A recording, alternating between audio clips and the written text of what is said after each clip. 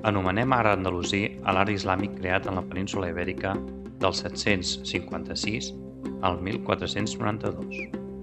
En aquest art destaca l'arquitectura, ja que esdevé important en l'ocupació, i sobretot centrat en un edifici concret, la mesquita.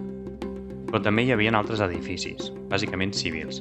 Serien les alcaçaves, que eren recintes fortificats, els palaus, els socs, que eren mercats, banys públics i madrasses, que eren les escoles.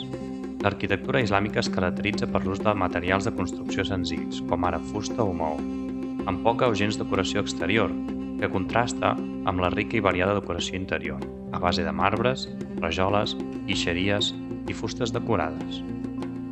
L'arquitectura andalusí no era diferent, però va adoptar elements propis, com l'art de ferradura, emmarcat en un arrabà, l'arc lobulat i l'arc entrecarguat. La coberta dels edificis es feia amb voltes i cúpules molt decorades. També es feien servir pilars, columnes i gran varietat d'arcs com a material de suport. Moltes construccions, sobretot als palaus, presenten jardins interiors, amb medis per a que circuli l'aigua, integrant arquitectura i natura.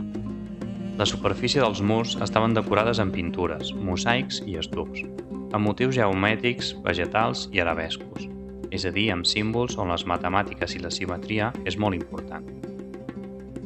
El Corà, el llibre sagrat dels musulmans, tenia prohibit representar imatges humanes i, per tant, la pintura i l'escultura van ser molt escasses, imposant-se així els motius abstractes i geomètrics.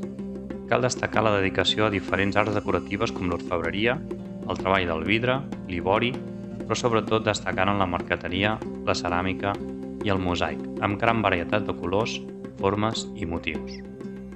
Podem diferenciar tres fases de l'art andalusí: l'època d'emirat i el califat, del 756 a 1031, amb molta riquesa constructiva i ornamental aportant tècniques més rellevants.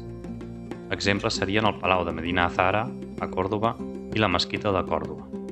L'època de Taifa i Almohada, 1031-1212, amb una arquitectura més austera i amb poca decoració.